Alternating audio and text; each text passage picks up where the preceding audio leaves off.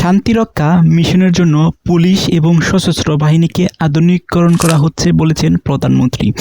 এখন শান্তিরক্ষা যে মিশনটা আছে সেটা কিন্তু একটা গুরুত্বপূর্ণ মিশন, জাতিসংঘ দ্বারা পরিচালিত হয় এবং এই যে শান্তিরক্ষার যে মিশনটা আছে এটার মধ্যে যারা যোগদান করে তারা হচ্ছে খুবই হাই ট্যালেন্টেড এবং খুবই স্কিল থাকে তাদের। অর্থাৎ জাতিসংঘ যে মিশনগুলো হয় সেই মিশনের মধ্যে কিন্তু শান্তিরক্ষার মিশনের বিভিন্ন দেশ থেকে যে সৈন্যগুলো আছে তাদেরকে কিন্তু সেটাকে ইনভলভ করা হয় এবং তাদেরকে নিয়ে কিন্তু একটা টিম গঠন করা হয় এবং শান্তিরক্ষা মিশনটা কিন্তু পরিচালনা করা হয়। এখন বাংলাদেশ সহ কিন্তু বিশ্বের অনেক কান্ট্রি থেকে কিন্তু জাতিসংঘ এই শান্তিরক্ষা মিশনের জন্য জনবল অর্থাৎ বিভিন্ন দেশে যে সশস্ত্র বাহিনী আছে সেখান থেকে কিন্তু লোক নেওয়া হয়। যেমন বাংলাদেশের সেনাবাহিনীও কিন্তু সেখানে পার্টিসিপেট করে, অন্য দেশেরও সেনাবাহিনীরা কিন্তু সেখানে পার্টিসিপেট করে। এখন প্রধানমন্ত্রী যেটা বলাইছে সেটা হচ্ছে শান্তিরক্ষা মিশনের জন্য অলরেডি কিন্তু বাংলাদেশের যারা সৈন্য আছে বা সেনাবাহিনী আসে তারা কিন্তু জাতিসংঘ বিভিন্ন মিশনে কিন্তু তাদের যে কন্ট্রিবিউট আছে সেটা কিন্তু কন্ট্রিবিউট করছে। এখন প্রধানমন্ত্রী চাচ্ছে যে এই যে সশস্ত্র বাহিনীটা আছে সেটাকে আরও আধুনিকীকরণ করার জন্য।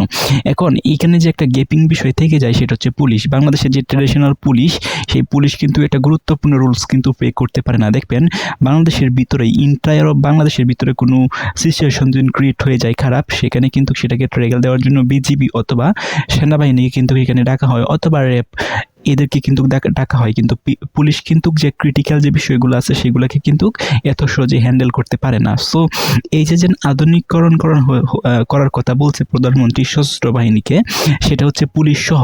তার মানে হচ্ছে পুলিশকে কিন্তু আরও বেশি নজর দিতে হবে, তাদের যে স্কিলটা আছে স্কিলটা আরও ডেভেলপ করতে হবে যাতে করে যে কোনো খারাপ সিচুয়েশন যদি ক্রিয়েট হয় তারা যাতে ট্রেগেল দিতে পারে। যদি তারা ট্রেগেল দিতে না পারে তাহলে চিন্তা করে দেখেন বাংলাদেশের প্রত্যেকটা থানার মধ্যে যে আইন শৃঙ্খলার যে সবচেয়ে বেশি গুরুত্বপূর্ণ রুলসটা প্লে করে সেটা হচ্ছে পুলিশ। অর্থাৎ পুলিশ ছাড়া কিন্তু অন্য যে সদস্যগুলো আছে সেগুলো কিন্তু রুলস প্লে করে ঠিক আছে, বাট প্রত্যক্ষভাবে জায়গায় জায়গায় গিয়ে কিন্তু ওইভাবে আইন শৃঙ্খলা বাহিনী কিন্তু রক্ষা করে না। সো পুলিশ কিন্তু বাংলাদেশের ওভারঅল সব জায়গায় থাকে এবং যে কোনো পরিস্থিতিতে কিন্তু সেখানে পুলিশ যায় পৌঁছায়। সো তাদের যে স্কিল আছে সেটাকে আরও ডেভেলপ করা দরকার।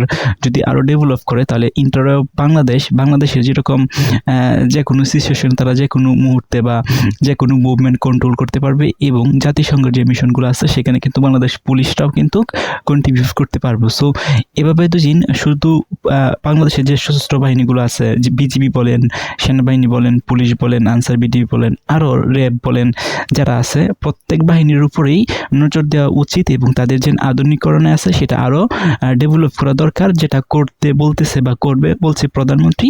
এবং পুলিশের উপরে বিশেষ করে আরও বেশি নজর দেওয়া উচিত। আপনাদের কি মনে হয় কমেন্ট করে জানান।